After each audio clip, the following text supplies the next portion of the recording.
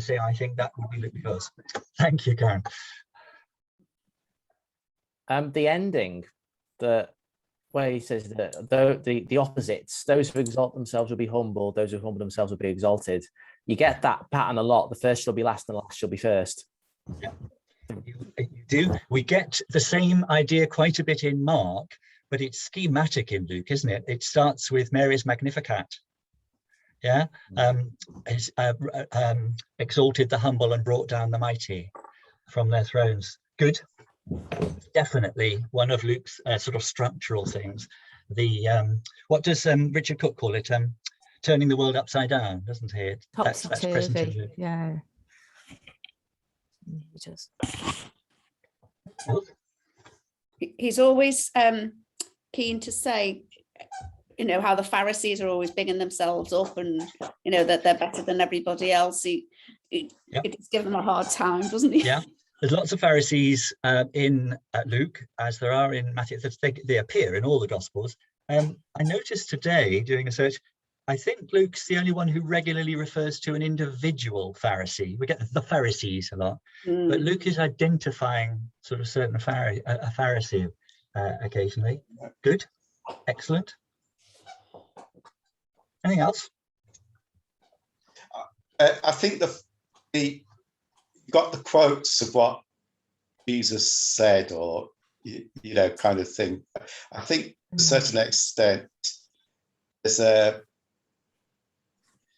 you're not left to decide what this means. It kind of tells you what it means. There's a top and a tail to the parable. Yeah. And the top bit tells you who it's about. To some, he told this parable to these people. He does that quite a bit. And the saying at the end, all who exalt themselves will be humbled, that could be a saying of Jesus that Jesus said at a different occasion. And Luke is saying that interprets that parable. So he tops and tails interpretatively, regularly. Yeah, good. I've got a couple more, I think. Who else appears? Who comes up occasionally in Luke?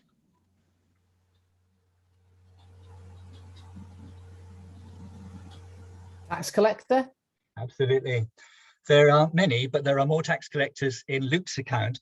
And at least two of them, this one and Zacchaeus, are treated quite positively, which is really unusual. Obviously, we get to Matthew, Levi too. Good. The other thing I wondered about is be merciful to me, a sinner. I know all the Gospels say things like that, but the comparable saying in Matthew is be perfect as God is perfect. Luke says be merciful as God is merciful. And I think they're both versions in a way of Leviticus. Be holy as God is holy, or as I am holy, says the Lord. Now, I don't know, but Jesus spoke in Aramaic, so we don't know exactly what he said, and if they're both sort of got versions of which got translated into Greek, or if, as it were, they're giving their own spin to what that means. So, you know, Jesus could have said either or both of those. But I do think it's characteristic, isn't it, of Matthew to say, be perfect, and of Luke to say, be merciful. There's something extraordinarily like their characters. Good, thank you. You can mute if you want to now. What I did was to do a search. Remember how to do that? Just the search button. And you type in the word that you want. I typed in forgive, because I thought that would be part of the whole sort of mercifulness theme. And I know it comes up quite a bit. And it offers me two Greek words. I've left the range on Genesis to Revelation, so it's also given me Hebrew for the Old Testament. Two words, one's a verb, one's a noun. They're connected, they're related. Aphiemi, I use PH for the transliteration, they use F, it's fine either. And aphesis as the noun. Aphesis is rarer, it's not rare, but it's rarer in the New Testament. Can you see on the right-hand side 17 times? And beneath it, the range of meanings: cancel, remit, pardon, forgiveness. Of the 17 times, 10 of them are in Luke Acts. Now that's a big proportion. Hasn't got a monopoly, but he's certainly cornering the market. in that word. So more frequent than any other New Testament writer with that word. Can you see in 4:18, it's translated differently. The same word aphesis is translated liberty. I've made it bigger because I don't know how big your screens are. I don't know if that's more helpful. So aphesis is translated liberty to the captives, liberty to the oppressed in Luke 4. So in Luke's Greek, there is a lexical link. That's to say, he uses the same word when he's talking about release of the oppressed and when he's talking about release of sins. And because this is coming right at the beginning of Jesus' ministry, Luke puts the Nazareth synagogue episode at the beginning of Jesus' teaching and ministry. Mark puts it in the middle. So in Luke's structure, the release of sins and release of the oppressed are sort of both embedded in Luke's design. The verb aphiemi is much more common, and you've met it before, because when I was getting interested in what Mark was doing with the idea of the disciples, we have left everything to follow you. That's aphiemi as well. You can see in the meanings on the right hand side that it's got a huge, it's leave, let go, release, all that sort of range. It doesn't just mean to forgive. It means forgive when it's coupled with the noun sins. So if you're saying release sins, it's usually translated forgive. Fair enough. And that comes about 14 times in Luke. So he pairs that verb to release with sins quite a few times. I just yes. I might be able to see it. No, I can't. I was thinking about I think it's Matthew where it says, "Those whose sins you remiss are remitted," sort of thing. And those, yeah, I forgot. It's end of John's Gospel when he breathes on them. Is that the one you're thinking of? I thought it was in Matthew's Gospel. I can't. What and the idea is about releasing from. Is that your point? Yes. Yes, it's the same idea. They all have this idea about something being cancelled, released, let go of. There are other words which do the same job. Yeah. So we can't pin an awful lot on a particular word here. I thought you'd be interested to see the Lord's Prayer in Luke and Matthew parallel. Luke has aphiemi, our sins, forgive our sins as we ourselves forgive those indebted to us. Matthew has stayed closer to the metaphor. Do you remember Jesus' parables about debts, where a servant is owed certain things by other servants and he owes something to the master, and the meaning that's given to that? It looks like probably Matthew has stayed closer to that. Cancel, aphiemi, release our debts rather than sins, as we have also released those in debt to us. And you can see that it's likely to be closer to the original because you can see the second half of Luke's, forgive everyone indebted to us. So Luke's interpreted, we've actually interpreted it even more. I don't know what version of the Lord's Prayer you say, but we tend to say something like, forgive us our sins as we have, as we forgive those who sin against us. We don't use the metaphor of debts there. It's linguistic partly, of course, we change it more. The other one I thought you might be interested to remember is near the end, Jesus says, Father, forgive them. He certainly does in some of the manuscripts. So we've sort of got a beginning and an end, an inclusia, haven't we? Near the beginning, well, at the beginning of Jesus' ministry, Jesus says this is about, the kingdom is about releasing the oppressed. And right at the end, we've got the same word, releasing those who are putting him to death. Any one of those on its own, I don't think is meaning changing in any way. We haven't sort of learned something startlingly new. I want you to see, I hope, that a word search like this shows you how the parts relate to the whole and the whole relates to the part, that you can see how different elements play a role in the whole and fit some patterns that we can see in any one expression of the gospel. So an emphasis, certainly, in Luke, and a repeated motif. These are things I want to do with you today. Very similar to last week, perhaps, and the week before. So we start with author and the context of the implied reader, and move on to structure. I don't need to do the exercise that I did with you for Mark, because Luke's done it for us. Luke's preface actually says, I've written an orderly account of the events fulfilled among us, and what I've tried to do is investigate other people's accounts very carefully. He doesn't say it quite like that. He says it like this. I'll let you read it or remind yourselves.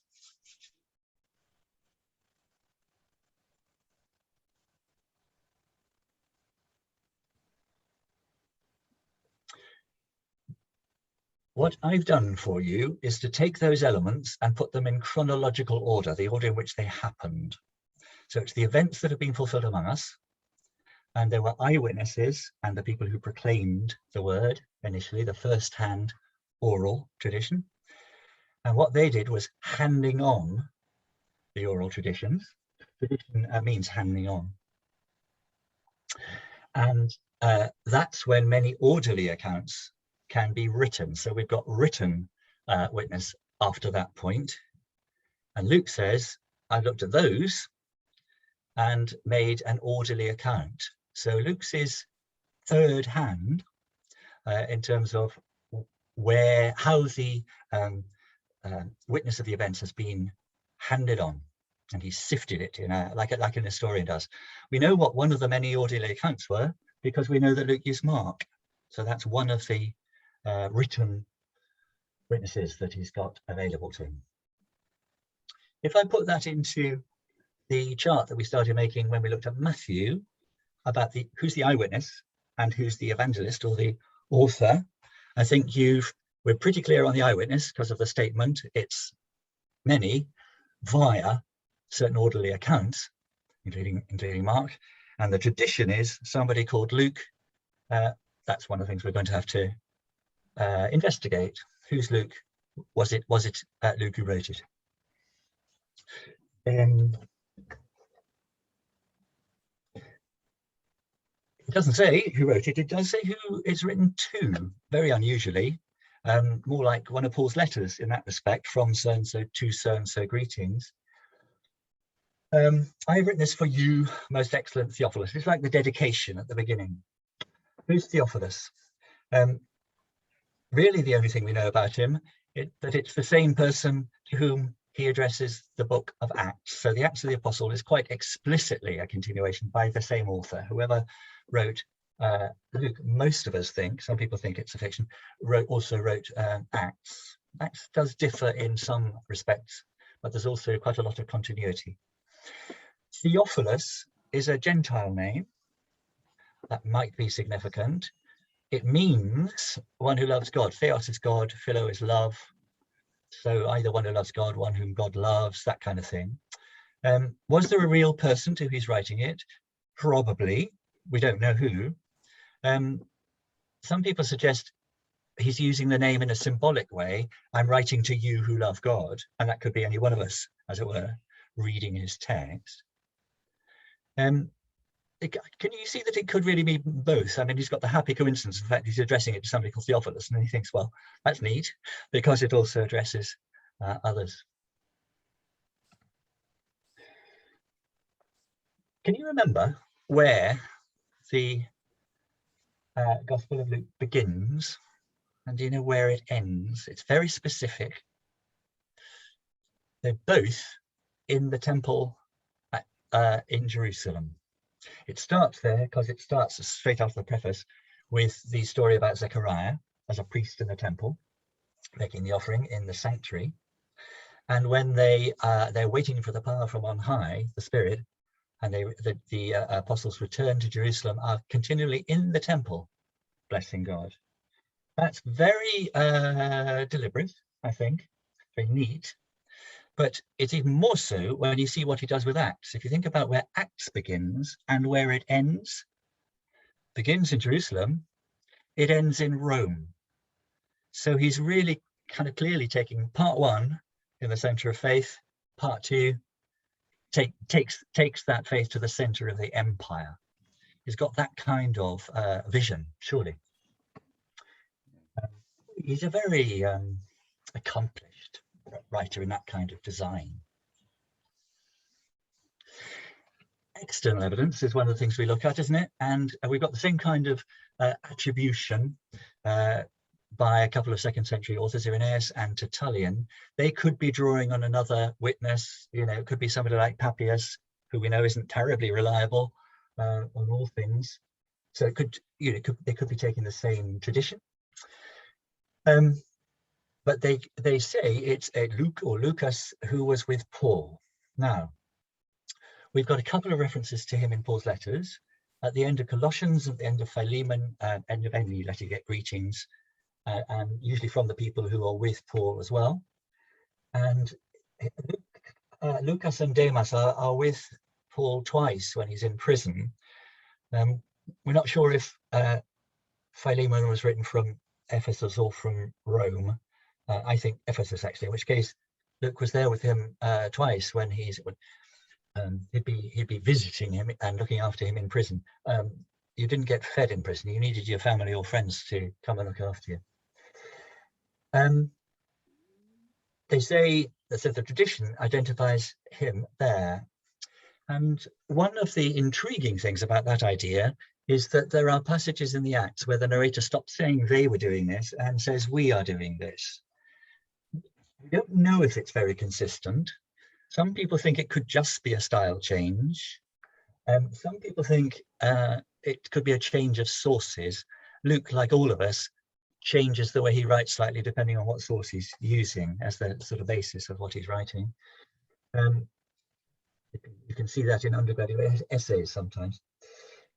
But we can see that in these two passages, which are some of the wee passages, we've got it starting in 1540 where we've got Paul and Silas, and they are called they, but then later we sail from Troas. So presumably, if it is the author speaking, it's not Silas.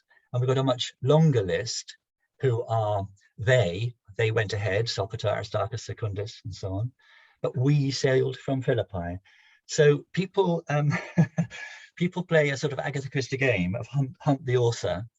And if you look at the companions of Paul and where the we passages come, you can narrow it down to 6 people: Epaphras, Demas, Yeshua, Jesus, Titus, Artemas, and Lucas. If you want the algebra of that, I've given you a website where somebody does it.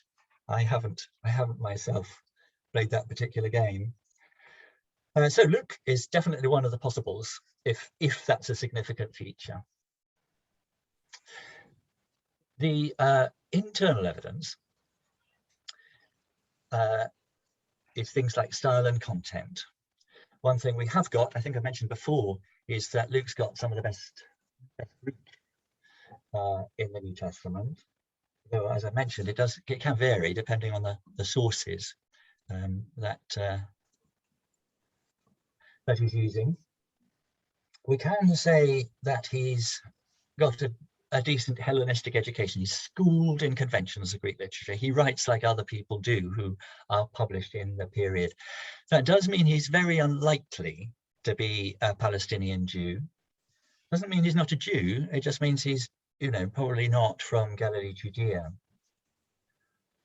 He's quite self-conscious about that writing. The preface shows that, doesn't it? Thoroughly accurate. He's sort of thinking about that. How am I going to do this?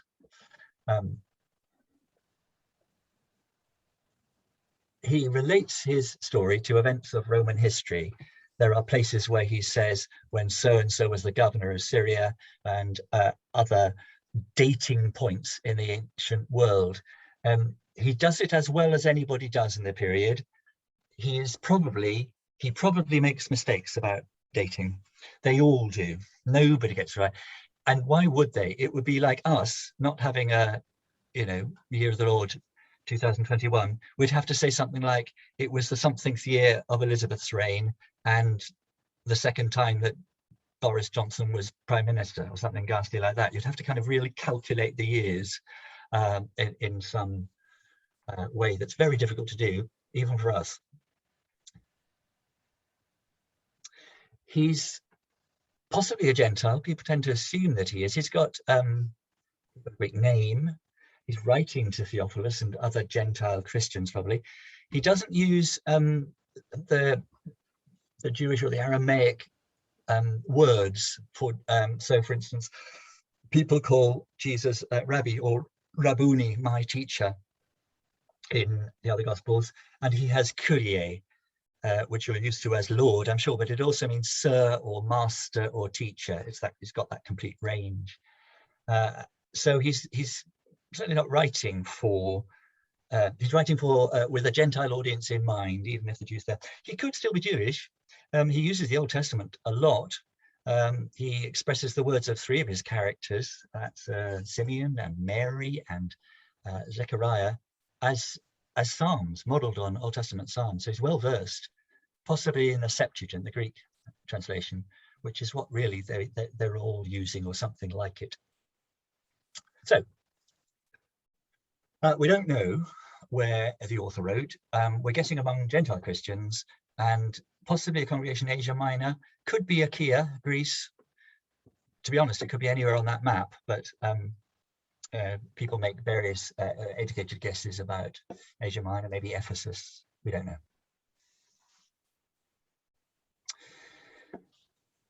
Gerald Downing has a really interesting suggestion that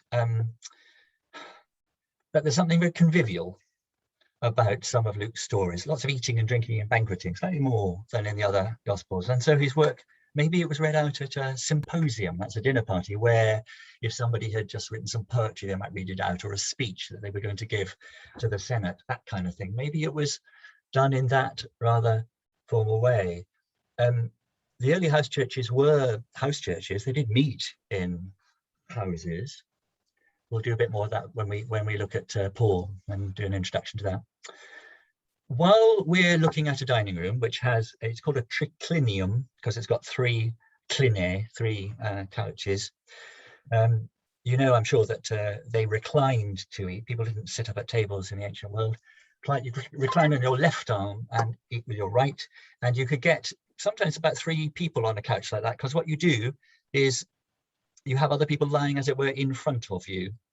Everybody on their left arm, and you can get a number of people in like that. While we're on the subject of eating, just so that you get the right visuals in your head sometimes, Jesus and his friends would have dined reclining too. They'd have been on mats on the floor, more like that picture. Luke's environment is definitely, a more prosperous one than Jesus in Galilee, and perhaps than, say, Mark's Gospel. And yes, men sat or reclined, and women served. At a special meal, like the Passover supper, they'd also have been reclining. Maybe it would have been more comfortable. Not quite sure how accurate this artist's impression is with the sort of rather divan-y type couches, but it gets the right idea, I think. One of the things I think it does get right is how some of the things can happen in the Gospels. Do you remember in John's Gospel how the disciple Jesus loved leans back against Jesus?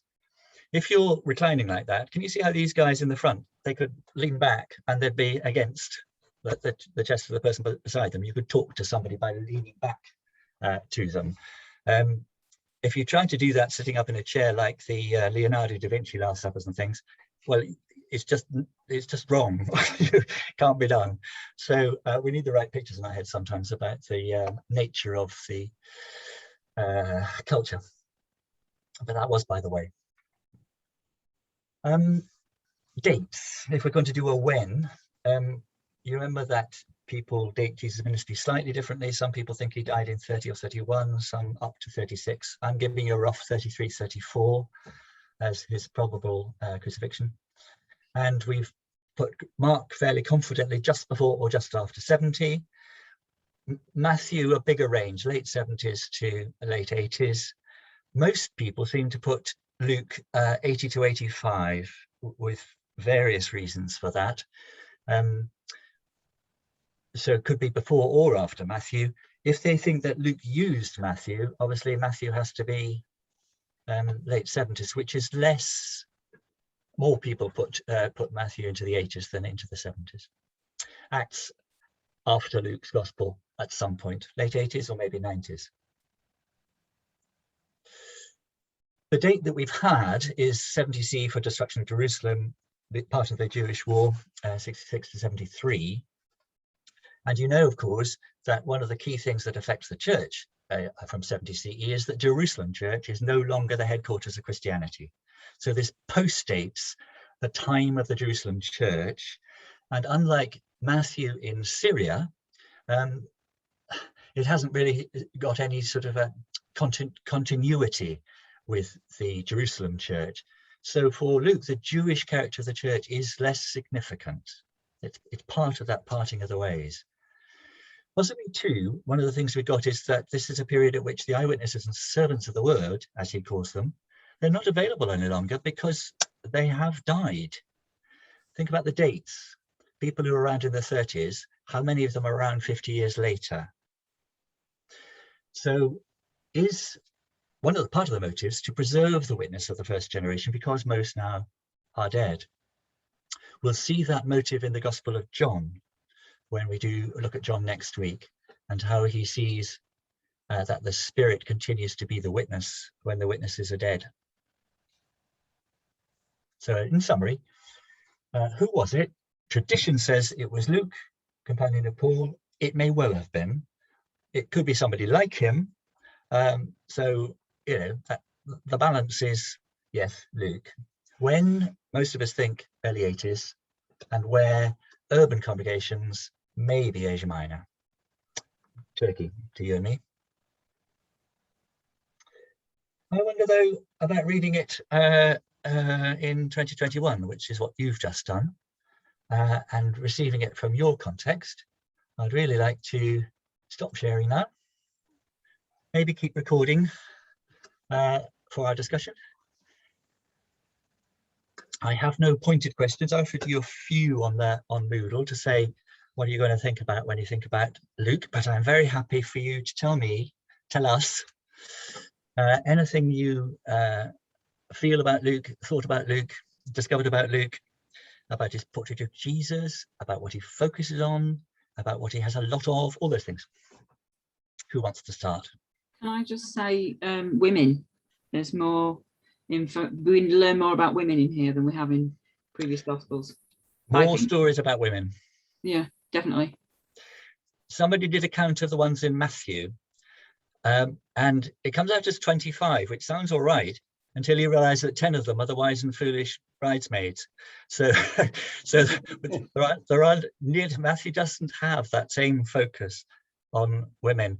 Might tell you something about their communities and the roles that women have in those communities. Yeah, Mark's pretty good on the roles that women play, interestingly, but nothing like the number of stories. And as I'll show you later on, a self-conscious pairing of stories about women, so that if he has, which one of you, a man who loses a sheep, would do this, he says, what about a woman who then loses a coin and she looks for it? There's a self-conscious structuring of stories about women. Thank you. Needless to say, some people suggest that Luke's gospel was written by a woman and that it wasn't Luke, but it was somebody else. But, you know, people always do that when we don't know things. Good. Anything else?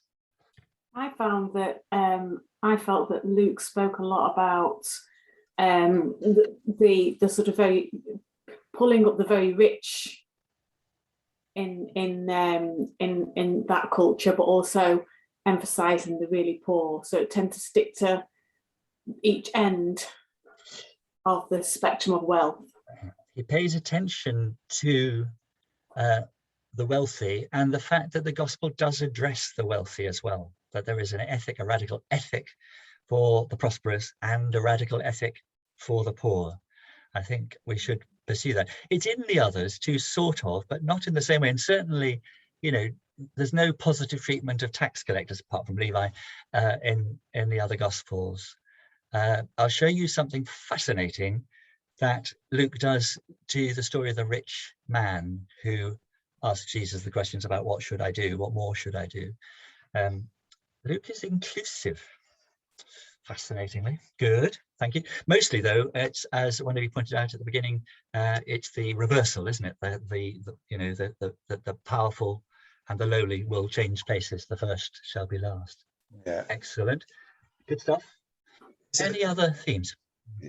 I've got another theme really, but just a reiteration of the fact that, I mean, others will have noticed it, but yeah, it is in the Beatitudes, it's blessed are the poor, not blessed are the poor in spirit.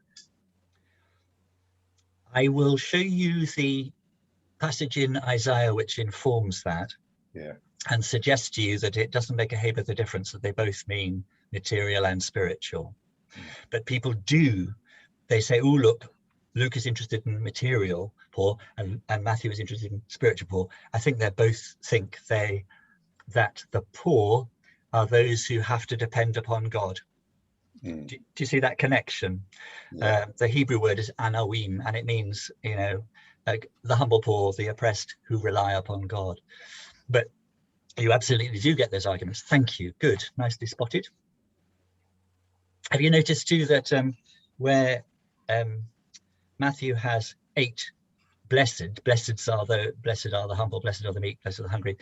Luke has 4 blessings and 4 woes. Woe to you who are rich, woe to you who are fed now.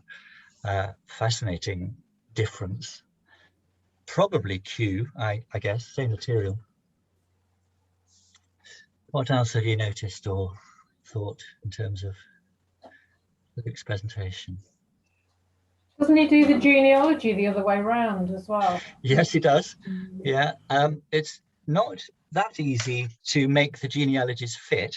That Matthew, again, why should all historical records be got right by anybody? He does it. He takes it straight right back to Adam too, doesn't he? And not just to Abraham, which is what Matthew does.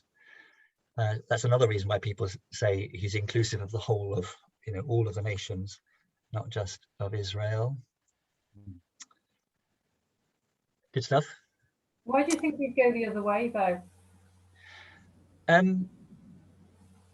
There is a very good discussion of the genealogies in a book by Raymond Brown called The Birth of the Messiah. He takes a huge chapter on it because there are so many possibilities. And, at the end of it, you have to say, well, it might just be style, it might just be a decision not based on anything enormously profound, as some of the theories suggest. So I'm not going to venture a theory on that, I think.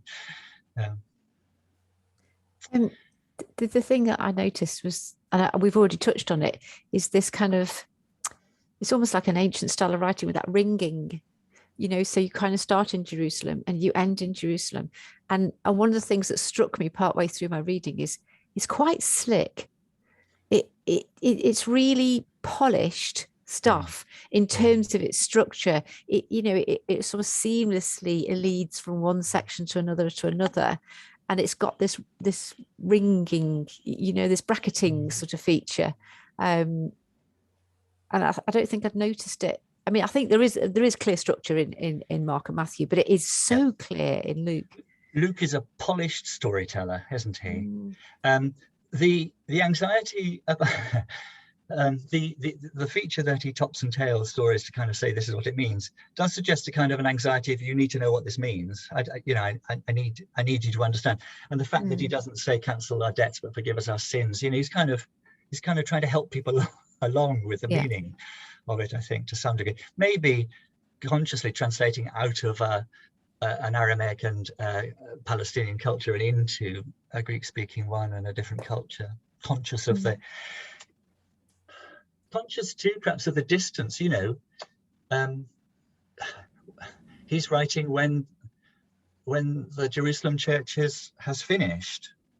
That's possibly why in Acts he doesn't give you all the problems that possibly the Jerusalem church and Paul were having with each other, because it's at a distance and it really doesn't matter anymore. Things have resolved. Do you get any sense of what Jesus is like? We said sort of in Matthew, Jesus is fundamentally the teacher, as well as eschatological Lord. Can we do anything like that with Luke? Would you say well, how does he represent Jesus or the ministry of Jesus? Anything more than the others or not? I haven't got an answer to that. I just wondered if you did. How does he present Jesus? Seems more radical. I think there's a sense that there are aspects of him that seem angrier. He seems more willing to confront obviously what Luke has selected as being abusive practices or corrupt practices. And actually, weirdly, when I reread it, and I'd only reread it in the summer, but then I reread it again and thought there seems to be an undertow of anger fizzling through quite a lot of Luke that I'd not really picked up before, but it's almost like just simmering away below the surface. John the Baptist is quite angry. Yes. You know, but it seems like a Yes. justifiable anger. It's not like, there's plenty to be angry about. And John the Baptist, remarkably in Luke, he gives the ethical teaching of John the Baptist, which the others haven't got. They've just got his proclamation of the coming of the kingdom. And it's very inclusive. He talks to soldiers, Romans, the occupiers, and tax collectors, again, the collaborators, as it were. So yes, there's stern but inclusive somehow, I guess. Yeah. Of course. I don't know if it was just me that once I noticed it where it wasn't there. But there seemed to be a lot more about Jesus being aware of the Holy Spirit, and a lot of talk about then the Spirit. He felt the Spirit go out of him, or the Spirit was with him doing certain things. And I thought that, again, that might have been in Mark and Matthew, and it's just gone completely over my head. But I felt there was a lot more emphasis in Luke about that aspect. And if you think about the way Luke introduces Jesus' ministry, he's in the synagogue and he says, "The Spirit of the Lord is upon me, and today this has been fulfilled." So I would say absolutely the presence of the Spirit on God's Messiah is the keynote and of what that means. Good news to the oppressed is programmatic in Luke. The Holy Spirit comes up a lot in the opening chapters, and Elizabeth, Mary, Zechariah, John the Baptist, they're all filled with the Spirit or overshadowed by the Spirit or something like that, because he treats them very much like the Old Testament prophets. So you have the Spirit, the Holy God's Spirit gives people words of prophecy.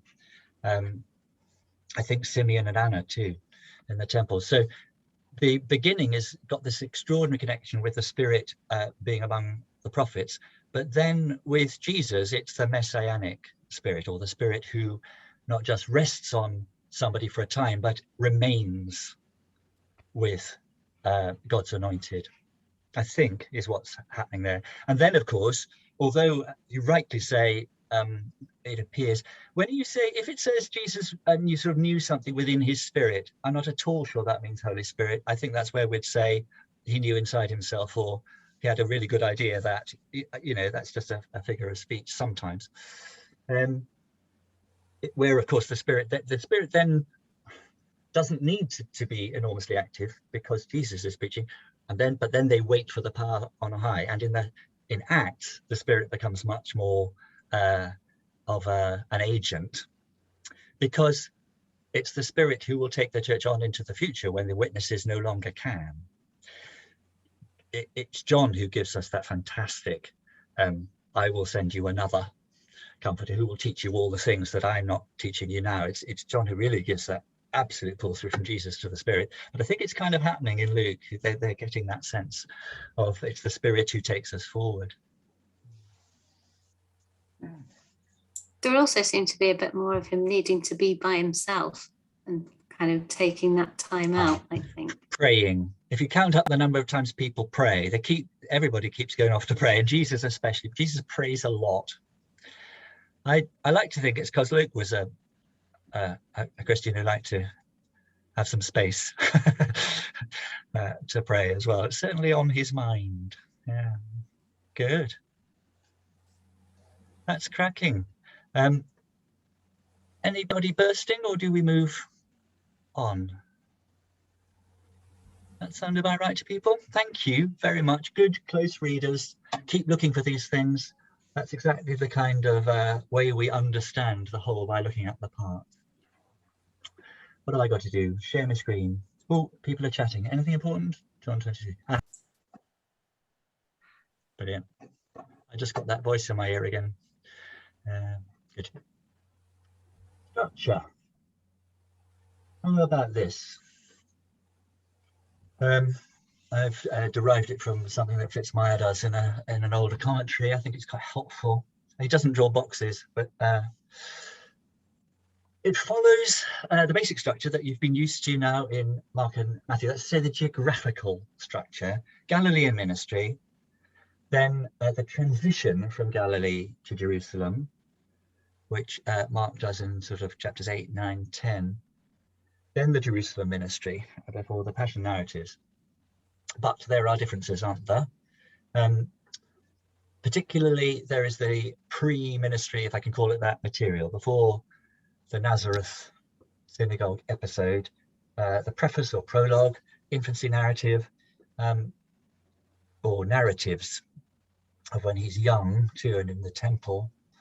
Then John the Baptist, the genealogy, and some material not exactly unique because he shares it with Matthew, the temptations are in there too. Then the Galilean ministry. Big shift sort of chronologically from Mark there is that Mark starts Jesus' ministry way back in chapter 1, verse 14, and it's in chapter 6, in the middle and quite late in Jesus' Galilean ministry, he's got the rejection at Nazareth in the synagogue. For Luke, it comes right at the beginning, so that he makes that Isaiah announcement. Really crucial. I think that is a clear sign of Luke's redaction, but not necessarily of Mark's sources, because he's got other sources. Big change is that central section, which I've made quite big because it's 10 chapters. It's a much longer section of that journey. So quite a lot of the other material is in that. I'll show you where the Mark material is in just a second. And the other huge difference, something we didn't discuss, didn't mention, it's got very distinctive passion narrative and resurrection narratives. They are not the same. They're compatible, you know, but they're not the same. They're not derived from Mark or Mark and Matthew. At the risk of crowding out this picture rather, I can show you where he uses Mark, because he uses it in blocks. He doesn't mix and mingle sources, I think. When he's using Mark, he uses Mark. And it's in 2 bits of the Galilean ministry in chunks. One chunk in of chapter 10 in the central section, the travel account, and then 11 to 14. And I don't know if this is a pleasant way to see it. This is old technology. Alan Barr published years ago, decades ago, you know, sort of those books that have got it like a map unfolding, and it's cloth bound, so you can sort of unfold this enormous scale. I can't find anything on the web that duplicates it, which is a shame because it's huge fun and really very helpful. Can you see, possibly best illustrated on the left-hand side, that Luke uses unique material in the yellow parts? And can you see that the red or pink parts where Mark is in blocks? It's not mixed and mingled with other material, whereas Matthew has got much more kind of bit of blue, bit of red, bit of blue for his material of Q and Mark.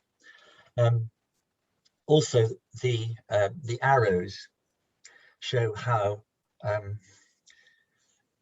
the material is in different places, not as it were sequentially. It's much more sequential. The way Mark fits into Matthew is pretty sequential.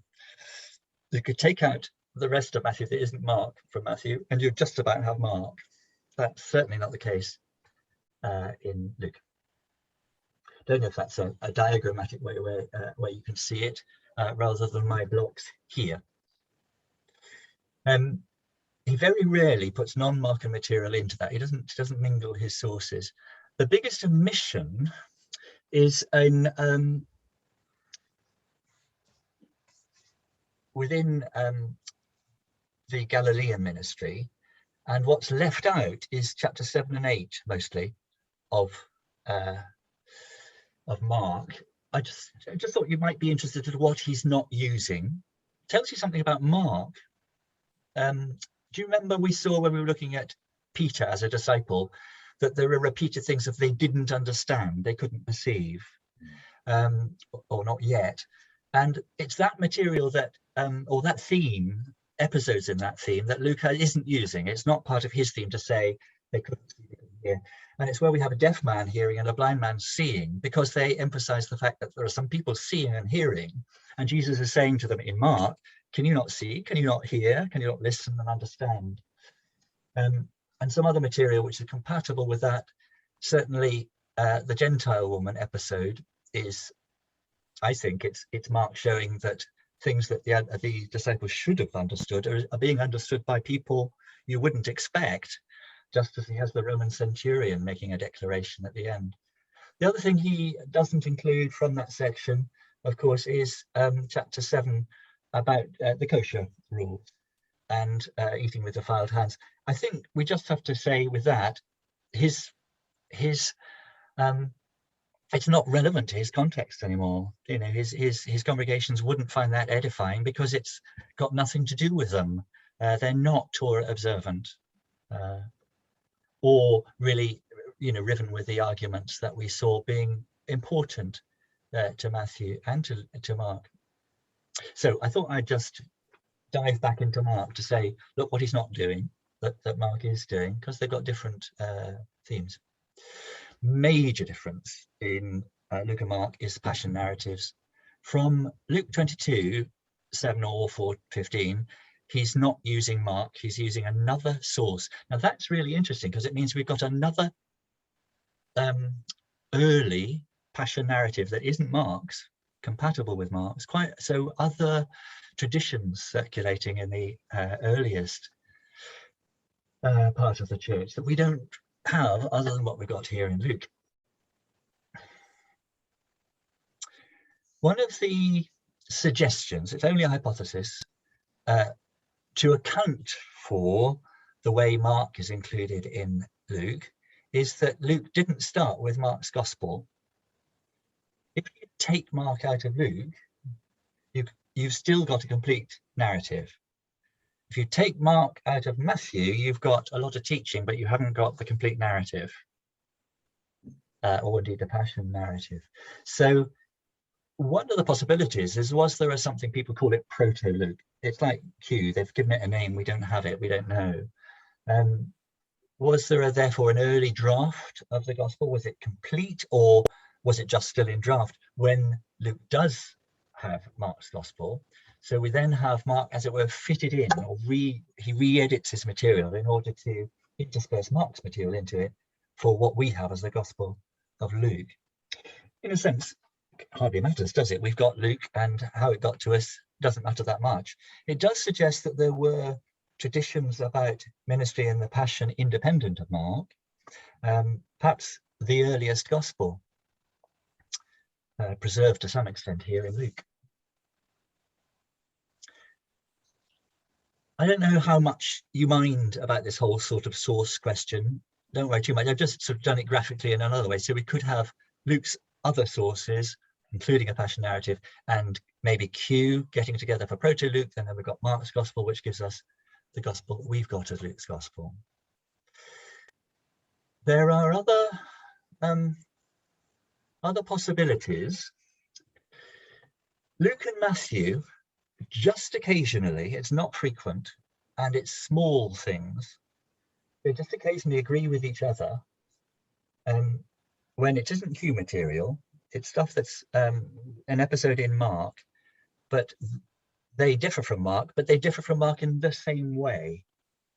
Can you see what that suggests to people? That has one of them used the other?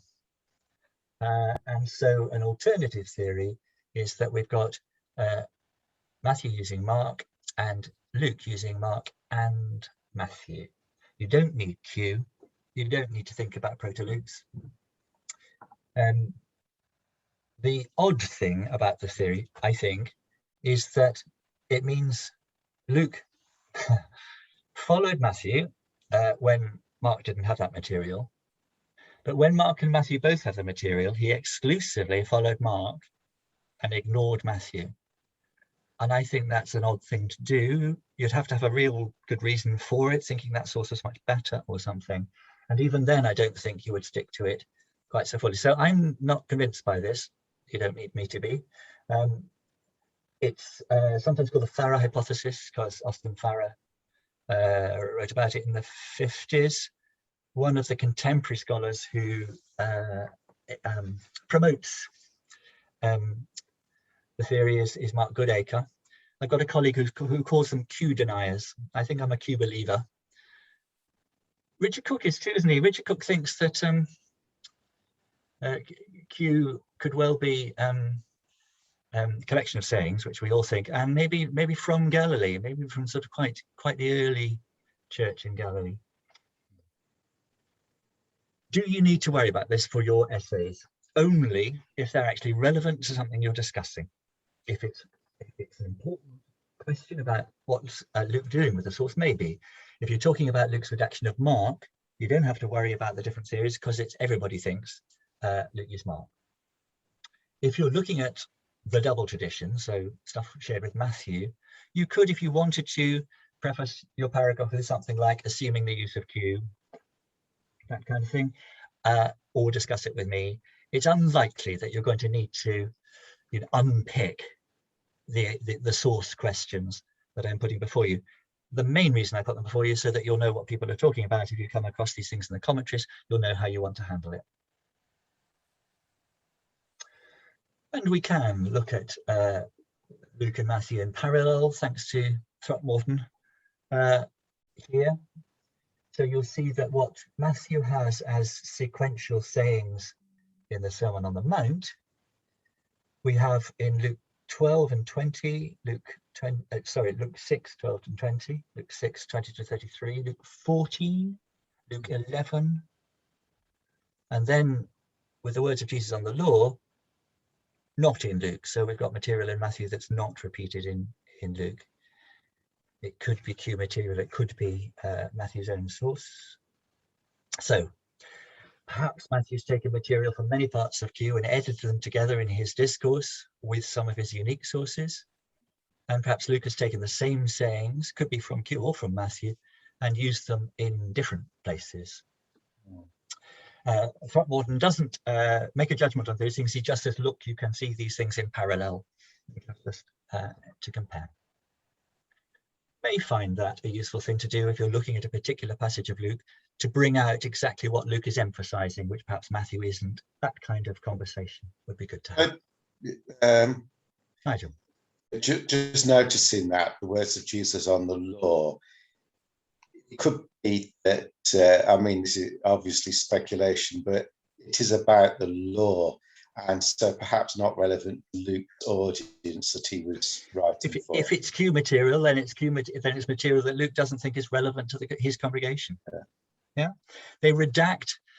I mean, part of it is they don't all have the same sources. The other thing is they're in different contexts, and they're all going to preach material which is relevant to the congregation or network of congregations that they have. So redaction nearly always has got something to do with the message that they're giving to the communities they're writing in. Thank you. I think we should have a pause because it's 5 to 8. So I'm going to come out and we can stop recording, I think, because we were looking at Peter, we looked at discipleship in Mark, and the sort of content area we looked at when we did Matthew was what about Torah observance and what about the Jerusalem church and its influence. With Luke, could have done a number of things, but I have gone for the prosperity and poverty sort of angle. What do we do with those questions, and are they political questions? because people have political responses to them. The different thing I'm going to do this time with our sort of content area, as well as looking at Luke, I haven't done it with the others because we've got enough to do. But can you see that there are some questions where we don't just say, well, Matthew says this, or Luke says this, but we're kind of saying, but what was Jesus actually doing? That there are different layers of questions. Sometimes we can say, well, Luke's Jesus does this. Did Jesus actually do that? Was that actually how he taught his disciples? We sometimes ask that question and make it distinctive. Not often in sermons. I think mostly in sermons we kind of don't need to make that kind of distinction. Scholarship sometimes does. You sometimes might need to have a clarity about it, and I do think this is one of the areas where you need to. I mean, we can say Luke has a very inclusive sense about things, but what do we think Jesus said about the poor or the rich? Might be a question that we can also look at. So I'm going to touch on these things, and I'm going to gotta share my screen, which always takes me longer than I imagine it should. Slideshow. Are you seeing the agenda again? Yeah, thank you. So the poor in Luke, but also that whole question of a political Jesus, if you like. In October 10 years ago, there was a global day of protest, and the London operation of the global day of protest wanted to protest outside the stock exchange. I don't know how well you know the centre of London, but there is no room outside the stock exchange to kind of camp out and have a big protest. And by sheer happenstance, the largest open space near the stock exchange is the area in front of St. Paul's Cathedral.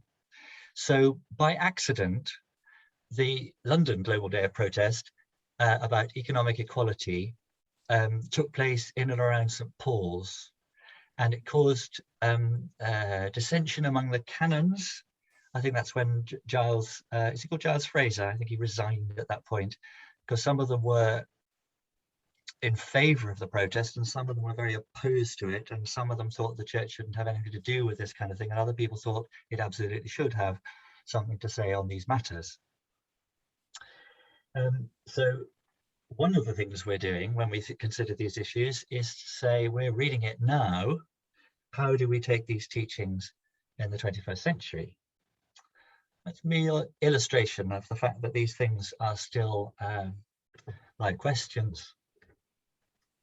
The layers that I've put on the screen here are meant to be sort of archaeological. If you dig in Chester, I think if you dig deep, you get medieval. If you dig a bit deeper, you get Roman. So it's about what layer we're going to. If you don't like the metaphor, scrap it. It doesn't matter. But you can see, I hope, that we've got the context and the perspective of Luke's text, which was written to congregations in perhaps 80 to 85. And we can say something about what's he saying to those congregations about poverty and wealth. We've also got the fact that he's using material about Jesus from Galilee in the 30s. And what was Jesus saying to his first followers about those same things? In a sermon, I think you're unlikely to distinguish, but there are two questions here. I've put them in this form. What was Luke's message to first century believers about riches and poverty? And second question is, what can we know about the historical Jesus, the context of his ministry and his politics, his social action? We discussed earlier, I think, that we might be unlikely to do that in a sermon, but in your preparation, you might well want that kind of distinction. What I want to show you here is that the resources for these can be quite targeted. I've put two lists here, not expecting you to rush out and read them. I'd like you to look at the titles of the different kinds of resources. So we have things like the role of money and possessions in the parable of the prodigal son. So that's about what's Luke doing? What are those ideas? How does he have an emphasis there? in the bottom box, they've got things like the ethics of Jesus, or Jesus and the politics of his day. That's where the emphasis is on. So what did the historical Jesus do? There are different resources targeted at the different questions that they want to ask. We need a clarity about that, but we may choose exactly what questions we're addressing and how we're treating the texts for our own congregations. I'm going to start with the Poor in Jesus ministry and message before I look at Luke. I won't take long, but I want you to see the kind of features of it, the kind of questions that people ask, and where it might be relevant to our study of the Gospels. When Jesus refers to the poor, what does he mean? You'll remember that already when we have something like Luke, blessed are you who are poor, for yours is the kingdom of heaven. Those are not Jesus' words. Jesus spoke in Aramaic. So they already had to be interpreted, rendered into Greek. The Greek word, hoiptochoi, is a collective term for the disadvantaged, broadly without possessions, dependent on others for support. That's pretty crucial. It's about not being able to work. And subject to persecution, too, mistreated. It's part and parcel in that society. When we were discussing our reactions at the beginning, Nigel mentioned, blessed are you who are poor, and I said, comes from Isaiah. This is the same passage that Luke quotes in the Nazareth synagogue. From Isaiah, the Spirit of God is upon me. He has sent me to bring good news to the Anoim. That's the poor or oppressed or afflicted or humble, that nexus of things. And that's what I'm pretty sure Jesus meant and Luke means, because they both know Isaiah well. Jesus' favorite book of the Old Testament, I would put some money on, is Isaiah. Other people might put money on Psalms. They're both favorite areas of Jesus for his consciousness. And we know that Matthew says, blessed are the poor in spirit. I suggest that both of those, whichever Jesus said, or however they've translated the Aramaic to come up with those phrases, it's the Anoim, the poor, the oppressed, the afflicted, the humble. And there is a spiritual nuance in both Hebrew and Greek, both Anoim or hoiptochoi, because it means people who are dependent on God. They have nothing else to depend on.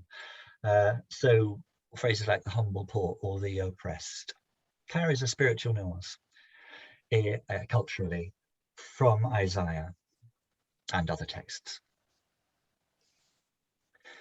Could you say, because this is a key point really, that by reversal, there are people who, in a sense, if you're materially comfortable, that dependence upon God, although it should be there, may not be there, if you know what I mean.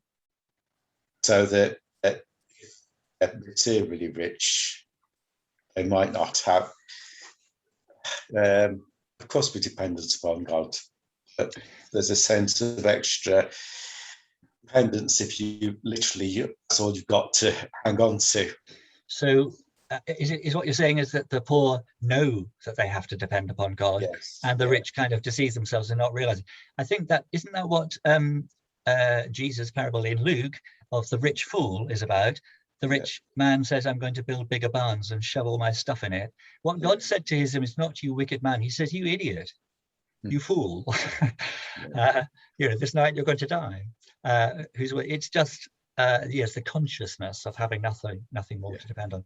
I think that's right. And I think that's, we'll see that might be part of the inclusion that Luke gives us. Jesus, in this picture, his life corresponds to that description, to hoiptochoi or hoptochos.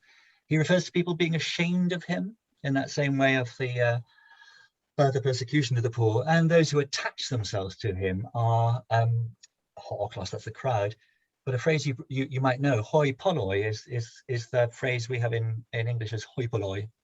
Yes, the rabble is the many. It means hoi polloi.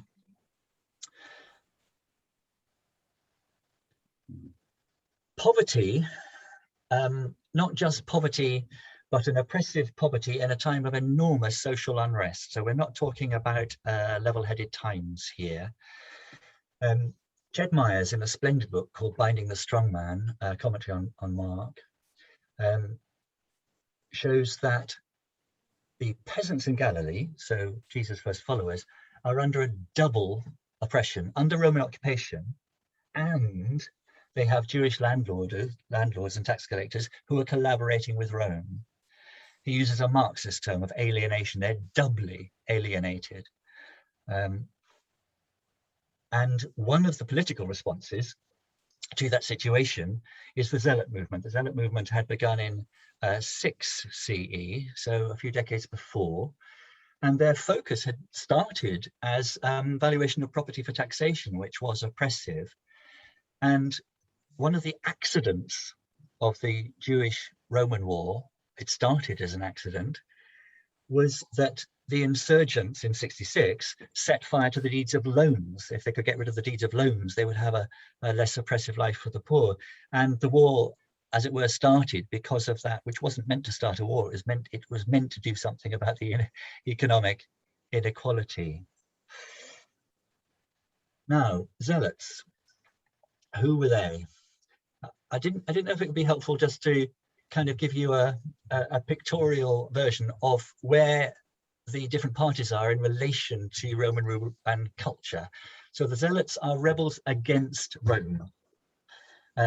You are crucified for rebellion under the empire, not for anything else. So the two robbers or brigands or whoever they are crucified next to Jesus are almost certainly outlaws, rebels, robbing because they are outlawed. They, like Jesus, are considered to be rebelling against Rome. Jesus, because he called himself King of the Jews. The Pharisees were also opposed to Rome, but didn't use violence to attain it. The Sadducees collaborated with Rome. It's a family dynasty appointed to govern the temple, but you had to keep in with Rome to make sure you kept your power. And right at the end, and similarly, you have the royal dynasties and provincial governors who weren't necessarily royal, appointed by Rome. So you have Herod Antipas in Galilee. I just thought that sort of setting of, these parties ally themselves in relation to the Roman occupation to some degree. The missing group, very important at the period, is the Essenes. They may be mentioned as the Herodians in the Gospels. It's not that surprising that they're not there because a large part of the movement was more separatist. They did have a village sort of presence as well, but they're the group that we associate with the Dead Sea Scrolls. So a removal, and very anti-Roman also.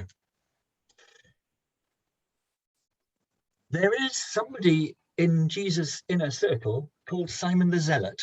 So people say, oh, so is Jesus quite a sort of, political, is he harboring people with those views? Is he encouraging those views as well? What I've done is to slightly paraphrase something that Bammel says in one of the resources that I showed you, an earlier slide.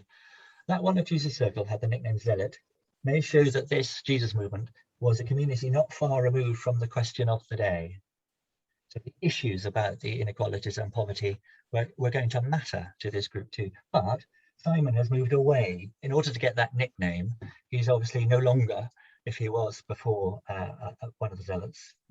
From those loyalties to Jesus, Jesus is an undisputed authority among them. So saying, no, you can't look for zealotry within that Jesus movement, but the zeitgeist is there. They are all, the Zealots and the Jesus movement are both responding to these questions of what is happening to the people of God.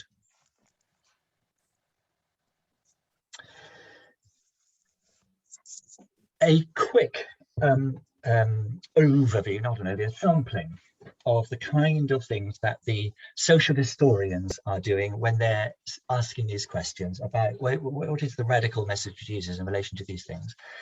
And they disagree. Gerd Tyson thinks that the the role of the missionaries and their practice as itinerants and not living with possessions was very important. Whereas Richard Horsley, writing in relation to Tyson's work, says, no, it's all about a village revival movement. And I'll give you a taste or two of John Eliot, who says, shut up, Jesus wasn't a social radical, you're being very 21st century about it. Quick sample, and you'll see why we might, where we might take a view.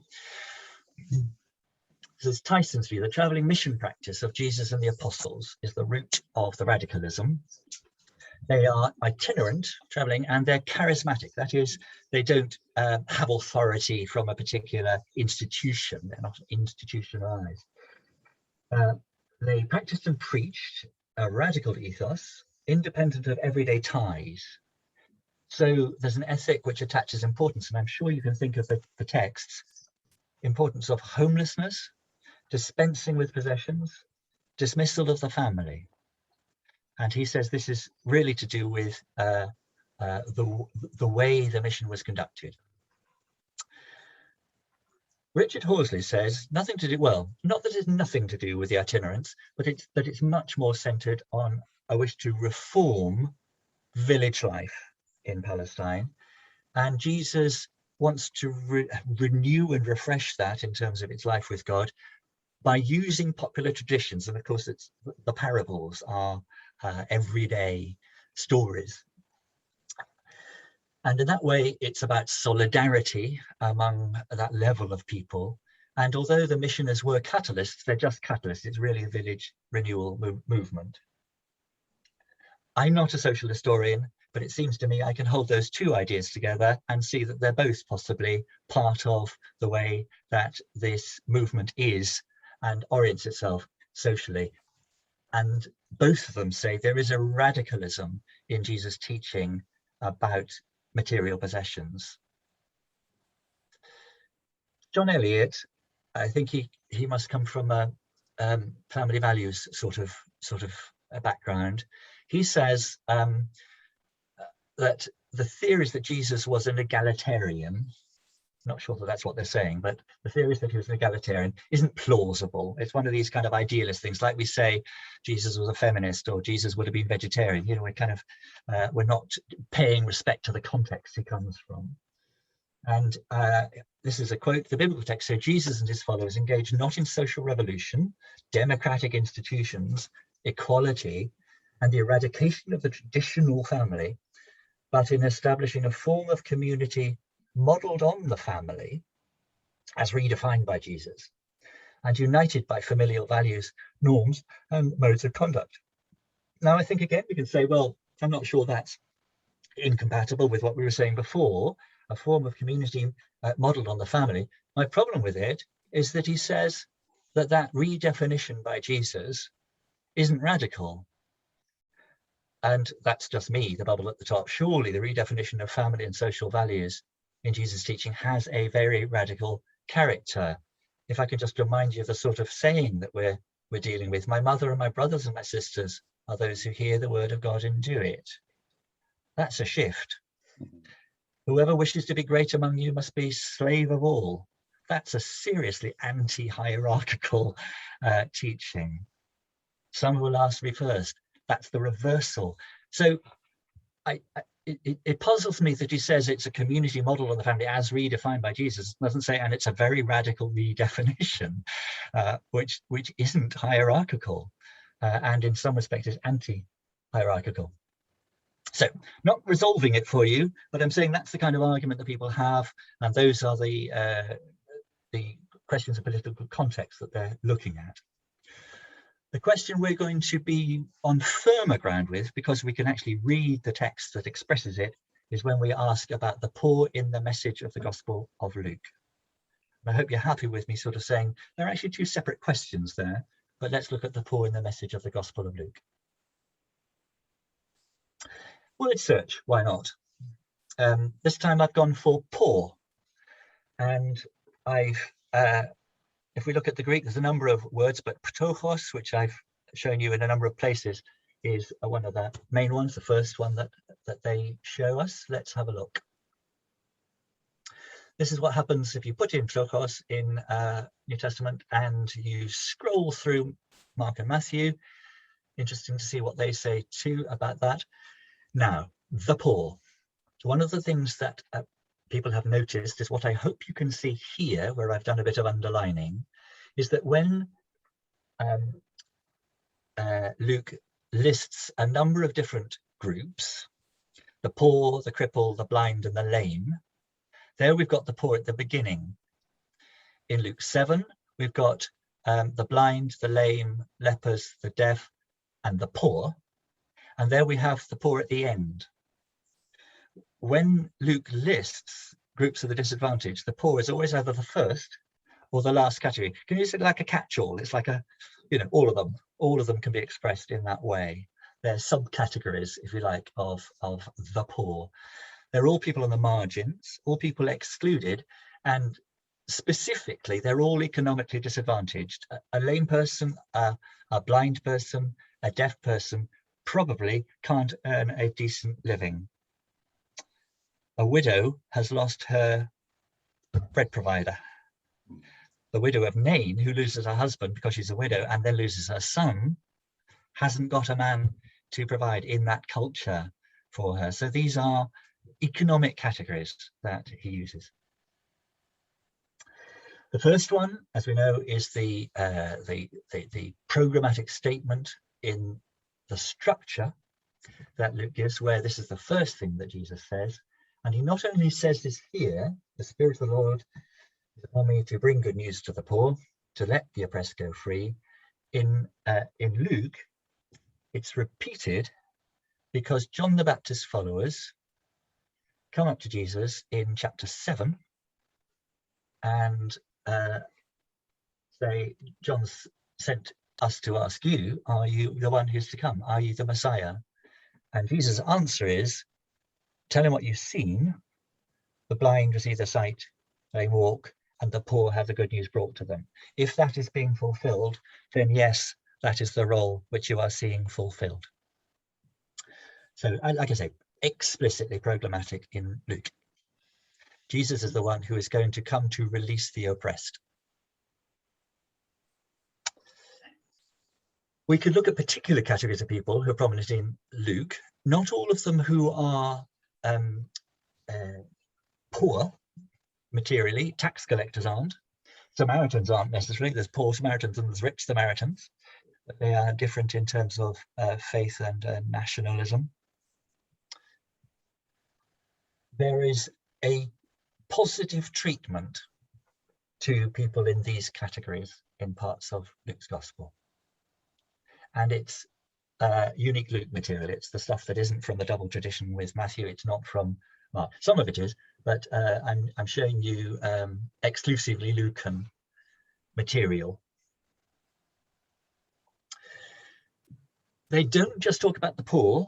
I think Nigel said this at the beginning. He also talks about people of wealth. So Mary's song, the Magnificat, has doublets of the powerful and the lowly, and the rich and the hungry. John the Baptist, we mentioned, has teaching, the ethical teaching of John the Baptist, and it's really interesting. I can't do anything with it with you today.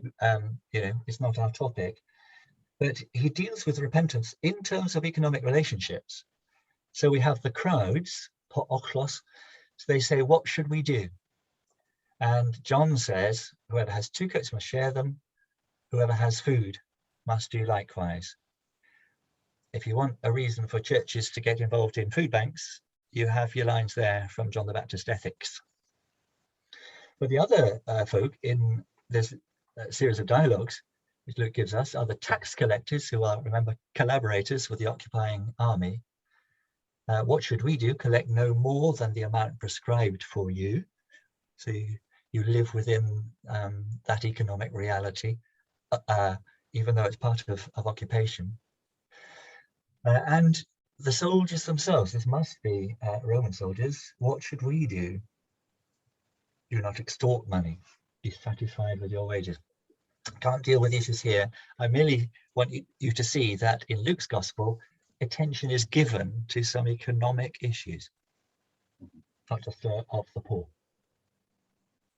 And we have rich characters, the rich fool we mentioned, rich man Lazarus, Pharisee and the tax collector, and those three are in parables, but we've actually got a real rich man, if you like, where we meet Zacchaeus. And those two tax collectors are given positive treatment. Not going to deal with them today. The other thing we can do is to see what he does with Mark's text, when Mark has people leaving possessions behind. So the first disciples leave their father Zebedee in the boat with the hired men. That's James and John. Levi gets up and follows him. And there's a rich man who in all the Gospels is described slightly differently. We tend to call him the rich young ruler because one of them calls him young, one of them calls him rich, and one of them calls him ruler. So we put them all together. But doesn't matter. Who is told to sell what he owns and goes away shocked because he has many possessions. And Jesus then has the conversation with his disciples about it's easier for a rich man, for a camel to go through the eye of a needle, for a rich man to enter heaven. When I was preaching on that once, I said it means it's as easy as getting a hippopotamus through a cat flap, which seems to me quite a good image for camels and needles. But crucial saying at the end, not possible for us, possible for God. Now, what does Luke do with any of that? Well, first of all, can you see the word that he adds? They leave their father Zebedee. He says they leave everything. Mark's Levi got up and followed him. Luke's Levi got up, left everything and followed him. So he's really pushing that repeatedly. And again with the rich man, go sell what you own. Sell all that you own is Luke's emphasis, Luke's way of putting it. So it actually emphasizes the radical separation from possessions. And in this last episode, he does something else. Mark says he heard this and he went away grieving. Luke doesn't say that he goes away. He was sad because he was rich. And what that means is the sayings that Jesus goes on to say about answering the disciples, who then can be saved, says, including the rich man, what is impossible for mortals is possible for God. The rich man receives the teaching which he has left before the story of salvation in the other God. I think that's a really interesting inclusion. Luke has him hang around to be the recipient of that message. I think what it means is that Luke is very radical about this idea, but he includes rich men in the call and in the radical summons.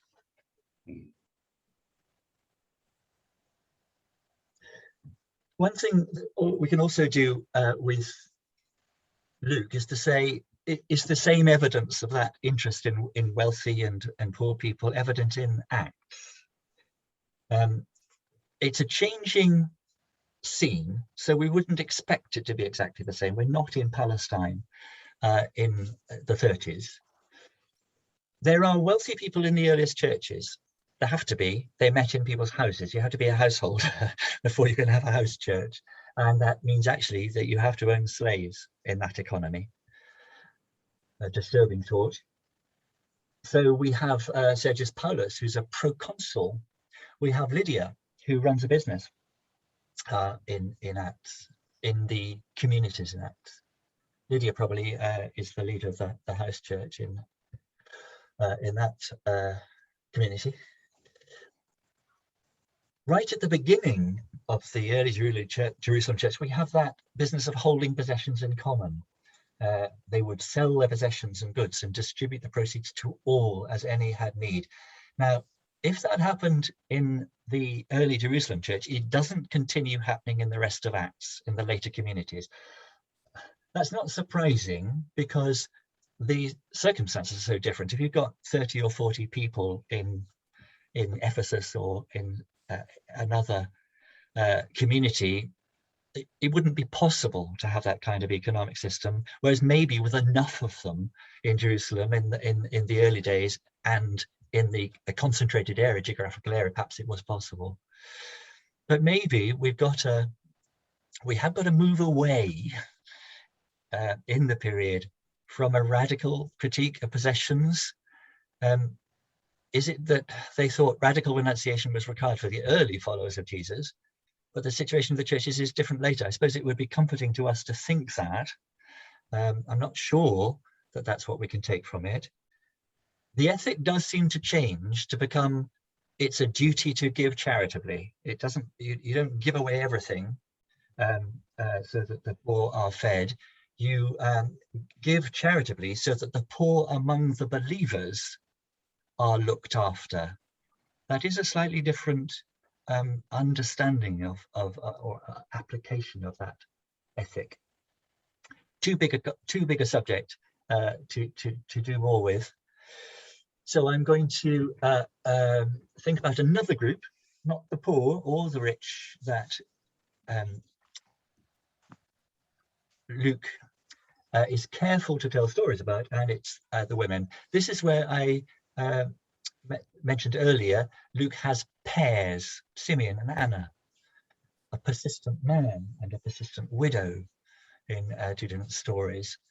Somebody who's called a son of Abraham and somebody shortly after who's called a daughter of Abraham. It's a very self-conscious matching of women and men both being included and both being agents. The increasing reference to widows is a particularly disadvantaged group, and that's about economic means, of course. Matching Luke's understanding that the liberation of the poor, of the oppressed, is central to Jesus' ministry. But there are also characters really remarkably fully drawn, like Mary and Elizabeth. What I'd like us to see is how Luke makes them into such a striking contrast to the male priest, Zechariah. So I'm going to spend a bit of time on chapter 1, and I'm going to pick out features piece by piece of 1, 5 to 25, which is the Zechariah story, followed by 1, 26 to 38, which is the Mary story. We've got two narratives. I think you will agree with me that they have a lot of repeated features in a small space, and there is a contrasting meaning to them.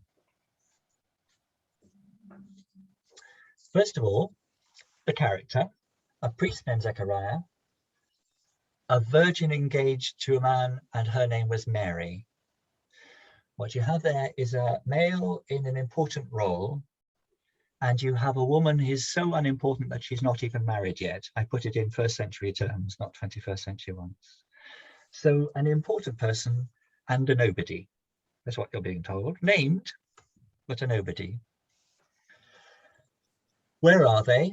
He's in the center of the religious operations. He's not only in the temple, he's outside the Holy of Holies making the offering. The priest making the offering in the most important place that that the country offered. Where is she? She is a nobody, and she's in Nowheresville. Nazareth in Galilee. Galilee was a dodgy place for a lot of Jews because they thought they mingled an awful lot with the Gentiles. And Nazareth, you may know from the opening of John's Gospel, Nathaniel says, "Can anything good come out of Nazareth?" Not because Nazareth is a bad place, but it's kind of a nothing place. It's not. So it's really about importance and unimportance. Unimportant woman from absolutely nowhere at all. The third character who's introduced is the same one. So Gabriel names himself as the angel. Why? Because we're then told the angel Gabriel was sent by God to the next town. So it's a deliberate saying, and you know, here is the same character again in a different place. Mm-hmm. Holy Spirit, next character to appear. Your wife Elizabeth will bear a son, John Baptist obviously, and he'll be filled with the Holy Spirit, and Mary is then the one on whom the Holy Spirit will come. They're not the only ones in the stories as they go on, where we see this is true. Then Elizabeth will bear you a son. His wife Elizabeth conceived. The angel said to Mary, you will conceive and bear a son. You can see the echoes, can't you? It's the same in the Greek as it is in the English, an echo of particular words and phrases.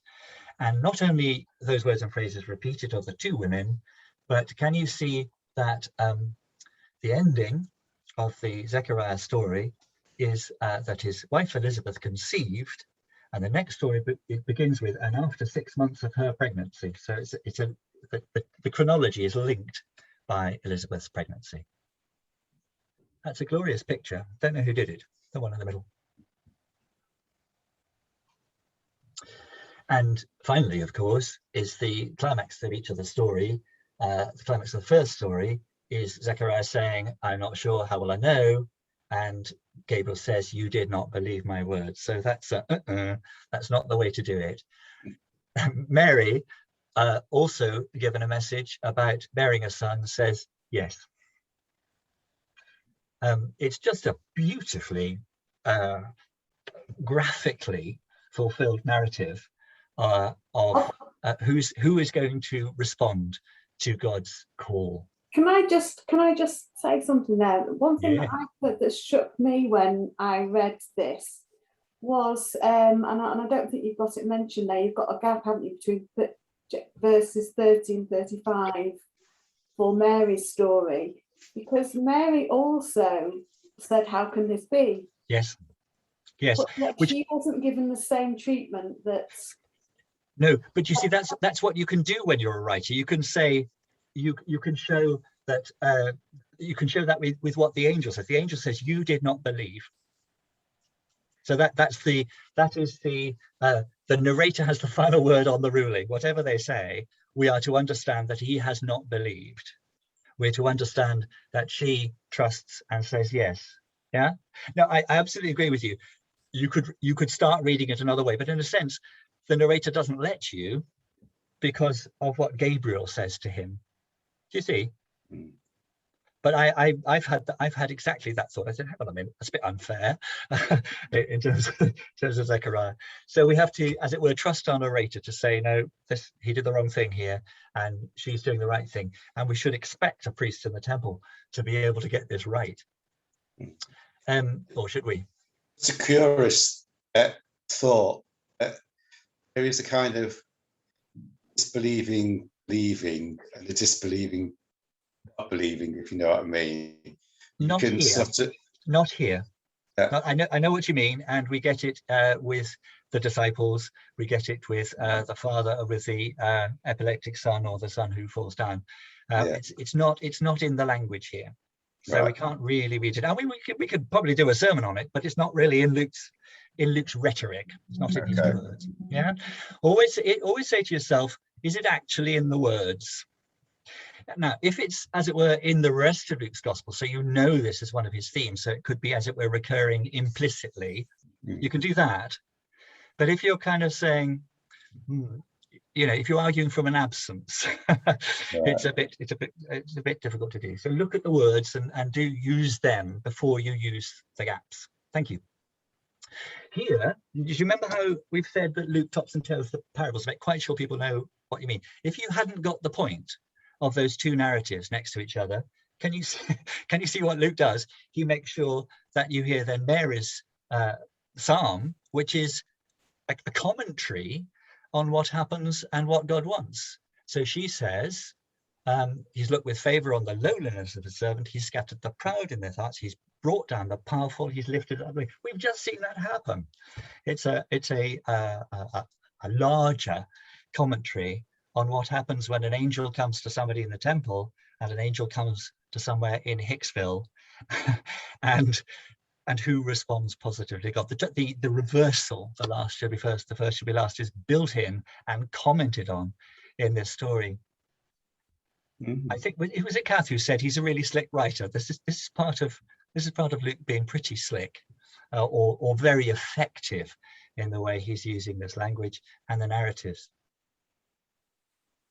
and it's more, there's more artifice yet, which I'm not going to go into, because after Mary has given her psalm of praise, which Magnificat evensong, we have the Benedictus, the Matins psalm from Zechariah. They're both eschatological psalms. How will God fulfill God's promises? He is fulfilling them now. Beautifully done. And Raymond Brown, in The Birth of the Messiah, which I think I mentioned to Wendy or to one of you at the beginning, says in a lovely phrase, rarely has theology been dramatized with more artistry and delicacy. A real sort of tribute to the way that Luke has put his message across. And just, you know, to remember where this is in the structure, it's got almost the place that the prologue has in John's Gospel, isn't it? This is setting the scene for what follows, and is surely picked up in the Nazareth synagogue episode, that the Spirit of the Lord is upon Jesus to preach good news to the poor. We've already seen it happen. Can we summarize? Should we try to get it down into a few words? Probably not, but I've done it in 3 bullets. Luke's message then is that discipleship is radical in those demands of leave everything. God's rule brings reversal. The mighty are brought down, the lowly are exalted. That the radical demands of the kingdom lead to a radical operation and a radical loss of hierarchy. But the wealthy are included in that invitation to change, actually included in potentially in the kingdom of God.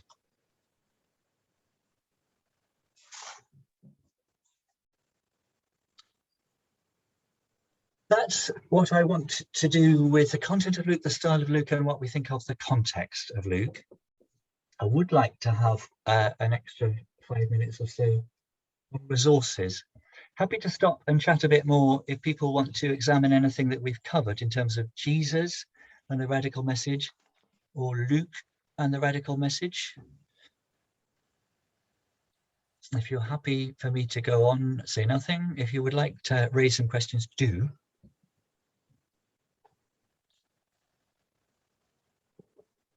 I just wanted to all this put up the book that I put there called, which made what you said about Acts, All Things in Common.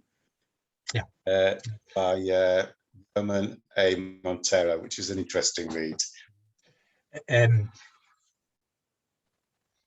They are issues which have been taken up by liberation theology enormously, and some Latin American theology. They've been really crucial. And obviously, some parts of Luke and Acts, especially Luke, have been, well, it's been the heart of that message. There are texts they use and there are texts they don't, but Luke is certainly important. Who's doing the prayers for us today, by the way?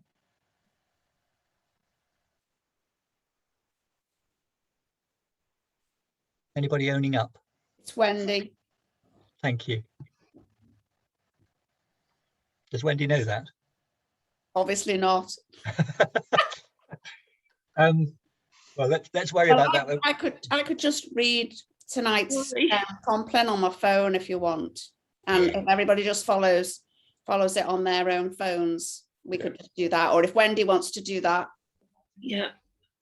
Do you want to do that, Wendy? I'm so sorry. Don't worry, it's fine. I mention it now, we've got some time to think about that and to decide how you want to go about that. Right. Don't worry about it. We can always say the Lord's Prayer in Matthew's and Luke's version. That would be interesting. A word or two about resources, if I may. Some of it more generally, and then some specifics, which some of you may not need, but I think I just want to make sure you're all going to have a facility with what you need to do. Firstly, on the hub, I've promised each time to try to say, have we got something that we can use? Same thing, Oxford Bible Commentary, obviously, that we've mentioned before, and the collection of small books, the one by Joel Green is on the theology of the Gospel of Luke, all useful stuff. I also found Philip Esler's book on the Hub, Community and Gospel in Luke Acts. I think that would pick up some of the issues that we've been discussing if you thought that was going to be good. So that's on the Hub. You could have a look at it, have a look at its contents page, see if you think there's anything there that you want to follow up. Because you may be thinking ahead and saying, I wonder what part of Luke I want to do for my sermon outline and for my analysis. I've been, I hope, very successful in on the Chester University Library. Oh, I actually did look at the chapter headings in Esler, and notice that chapter 7 is the poor and the rich, a theology of the destitute in Luke Acts, Luke's theology of poverty and its social setting. Can you see how, you know, you've got the scholarship there that you might need to draw on. Section 5, the upper socioeconomic strata in Luke's community, the poor in Luke's community, and so on. So I would have said that's good socio-historical and theological stuff. Part of the blurb says, as well as interesting those concerned with developments in New Testament scholarship, Esler's book offers a paradigm for people interested in a theology attuned to social and political realities affecting what were then 20th century Christian congregations. So I think it sounds like, you know, that's the sort of material that can be useful for preaching and discipleship for us. That's a Hub one. What I found for you in the Chester Library is a full, recent, scholarly commentary on Luke. Luke A commentary, John Carroll. Also saw there's something called the Gospel of Luke by Pablo Gadenz, which is in the Catholic commentary on Scripture. Notice that it said that it interprets Scripture from within living tradition of ministers, lay readers, and so forth. So it sounded like that would have some application, but I don't know it at all. So a couple of immediate e-books there, online, accessible for you, one of which I would have thought would be an essential item. I opened that online just to see what it was like, and as I scanned through, I came across this excursus, Poverty and Wealth in Luke's Gospel. A lot of commentators, as well as commenting word by word, they stop up at some points and say, I think we really need to discuss this as a theme, and we'll give you a section like that. So that looks pretty good to me. The sort of things we've been saying, but I'm sure he goes on to develop more. The narrative is laced with warnings addressed to the wealthy and pictures of radical reversal of power and position for rich and poor. Nice to know I haven't been talking nonsense. We have those general books, depending, which would cover a number of topics that we might want to do.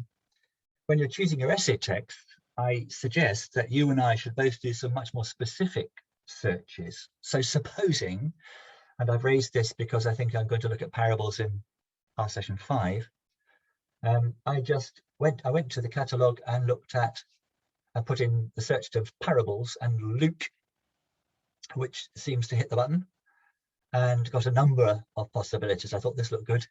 The role of the Lucan parables in the purpose of Luke's gospel. The full text of an ebook available there, should one want to do that. Now, that's, I hope, useful to all of us. I do wonder how often, how regularly, what facility you have with searches in the university catalogue. I imagine CAS does, although got lots more of an e-library than we ever did when you were with us in person. So if you're very happy with this already, you can just pay half an attention or join in and help me with anything I miss out. But I'd just like to show you, and you'll have, if you need this kind of assistance, then you'll have these the screenshots as a PDF on Moodle after the session. Go on to Moodle, to the portal rather, and to the library search, which is one of the boxes you're straight away offered, and put in your search terms. Parable Luke happens to be a particularly good one because you don't get anything you don't want. Sometimes it's harder than that. I remember I was looking at something on the book of Job once, and it's a nightmare because you get everything about jobs, you know, just because you put in that particular word. It's really hard to find the words that exactly get what you want. So we can think of a number of possibilities. Depending on your text, you can put some of the words of your text in as well. Obviously, Gospel, Luke could be included as well. When I did that, I immediately got some books here. I don't know that they're any good. They're just the first two that appeared. I'm not recommending anything. I'm just saying this is how I did some searches. You don't have to go all the way through to get to see the book online before you know if it's any good to you. Can you see there's more information? That's sometimes pretty good information. It's the kind of thing you get on the preface or the back cover or things like that. So here, for instance, in the parable of the talents or the pounds in Luke, Elizabeth Dowling's book, we're told, is this: against the majority opinion, the study argues that the Lucan parable of the talents is a story about the use and abuse of power, and later it's described as being used as a lens through which to view the characterizations of Lucan women. Can you see how you might sort of think, there's something I might want to do with that? I looked at it a bit, and I didn't think it was as good as that promise was, but you never know, and I might be wrong about that. The other choices that you can make is just to direct your search, as well as looking for books. You might decide, instead of ticking book and ebook, you can look for articles. Before that, I did click onto this book.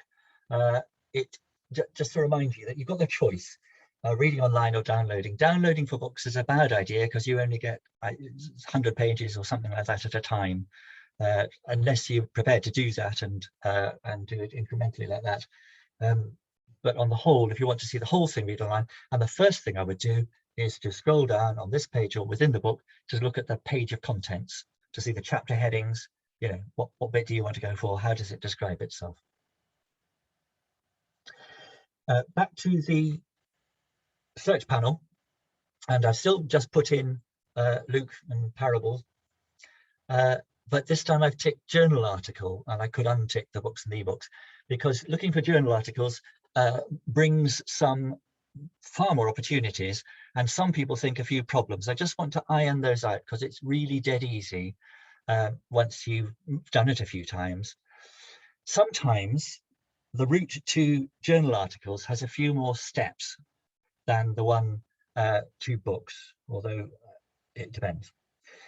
If you've been on it for a bit and been through the some of the signings in that you have to do, it will recognize you and it will keep you, and it gets much easier.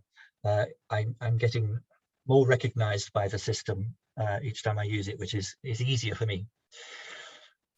But if you click on full text online on this journal article, you could get that site can't be reached. Really strong advice, don't get put off by that. It happens a bit the first time you click on something new. I've never had it happen the second time. So you just go back, try it again, and it's changed its mind, and apparently it can find it after all. Don't know where that is. If it happens regularly, you really ought to contact the library. That's LIS at Chester, Learning Information Support Services, something like that. To say this book isn't available, it's supposed to be. But just try it again. If when you've clicked on a resource, you get taken to a signing in box like that, and there's lots of them. This is an Athens one. Don't get fooled into signing in with your normal username and password for Chester, because that's for people who have their own license. We always go in through an institution that's paid the license for us. So there should be very near that signing in thing, there'll be some other button that says find your institution. Do you want to go in through an institution instead of signing in? If you sign in through that, you'll go around in circles and it's infuriating. So Chester will just get you a list, and then Lena will suggest it, and you finally sign in when it looks like the normal one with the crest. You occasionally get another annoying stage, slightly annoying stage. It's just about going through the stages till you get to it, and you will. It is there. This one for a journal article brings you up a page, and it says you've got a limited preview, so you can see a few pages of the PDF. This is for people who haven't paid for their license, I suppose. You have, because you're a member of the university, and you need to find, it'll be say something like log in through your library. What that does is it might take you to the article itself. It might take you to the search engine that we've paid for to get you access to it. I'll show you what I mean. In other words, there's another stage you could find that you say, right, where's my library? Click onto that, sign in the usual way. Then you're into the system, but the system that you're into could be the search engine. So you've written in Luke parable and you said, oh, I want that. But what it's taken to you to, and it's fine, is another search tool, but it's the search tool from which you can get that. What I've done here is put in exactly what I did in the University of Chester catalogue. I put into their catalogue of resources, Luke parable. I could make it more sophisticated. I don't think I need to for this one. And what that will take me to is not immediately the resource that I saw, that I know is there. It will do a search for Luke and parable. Okay, so I forget what the article was that I wanted to read that I thought might be interesting, and it's lower down in this list. These are the first three it chucked up, and I just want you to kind of have some principles for your search. I didn't make a restriction for the publication date. You can.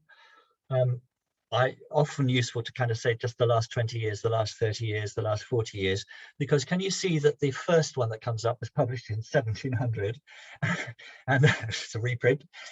You know, might be terribly interesting, but not for your essay. And can you see that the second one that comes up is very interesting, but it's all about historical and archaeological stuff about what they did and what it meant, bearing these things. It's probably not what Luke was talking about when he uses a parable. But look at the third one. Whoa, narratives of subversion and transformation. That's the kind of thing that sometimes feeds into a sermon. So I haven't read it, but the first thing I would do there, in spite of the fact that I'm looking for something specific I saw in the catalogue, I'd see that there was an interesting thing. I'd have a quick look on the abstract, which is at the bottom, and see if that was a useful one too. Then I'd scroll down or put in more accurate terms to find the details of the one I saw in the Chester catalogue. I hope that's not off-putting, but that it's just about going through the stages, getting to the institution, signing in and using these search terms. If you want to, if you know you're going for journal articles, which can be useful for this sort of subject, but not essential, you're fine with the ebooks as well. You may want to say, I'm going to cut out all those stages. I'm going to go straight to the search engine. If you want to do that, in the University of Chester catalogue, you just write in the name of the engine. So there's ProQuest, there's ATLA, ATLA, there's JSTOR, JSTOR. Don't know what they stand for, but they're the things that we pay licenses for so that we could access what the resources that they hold. So here, I put in ProQuest, and it said, there it is, click on it. You click on it, and it takes you through to that advanced search or ordinary search. And again, Luke parable would take you through, or possessions, poverty, gospel, Luke, whatever it is, the collection of words that you want to put in. So you can do the journals more directly through one of those engines. JSTOR is really good. ProQuest I haven't used as much, but it looks really good. But back to basics, all of you surely will have in your bibliography for the essay at least one full recent scholarly commentary. And what I've done, obviously, is to start one that I know you've all got access to. I'm not saying you have to have that one in your bibliography, but if, you know, I want something at least as good, full scholarly commentaries, not just the Oxford Bible commentary, the article within it, but that sort of resource. And by by all means, let's then do some more specific searches. And when you have a proposal that you want to have approved with me, we can discuss the resources. You can show me what you found, or I could have a look to see if we can find useful things. The hub isn't good on commentaries. It's good on some things, but and even all the e-resources in the University of Chester, it's not that brilliant on commentaries. We haven't published that many commentaries electronically yet. I don't know why, but we've got one. We've got John Carroll's, or can access it. The skills task I'd like you to do, just as I've asked you to look at Step Bible, see if you can use that, just as I have asked you to look at gospel parallels. Do you know how to look up the passages that you want to, where Luke and Mark you can, or Matthew and Luke you can compare? I'd really like you, before you have to, before it gets urgent, to have just done the sort of searches that I've done, or follow some of mine, or make up some of your own, so that you've got a facility with looking for the electronic resources that you will need. And you know, little and often, maybe just try it out a few times to get, and if you've got problems with it, let me know. This is on Moodle, and the other things I'd like you to do, you won't be surprised. Could you read the Gospel of John? Could you, if you want to, you can't do it all at once, the obvious divisions will be the first 12 chapters and then 13 to the end. It's kind of, it definitely divides like that. If you need to subdivide, up to you, but it will digest like that if you want to. And I'd like you to read the cookbook, chapter 9. You'll be used to Richard's work by now too. Enough of me. Stop share, and we can stop recording, I think, probably. Is that what we do?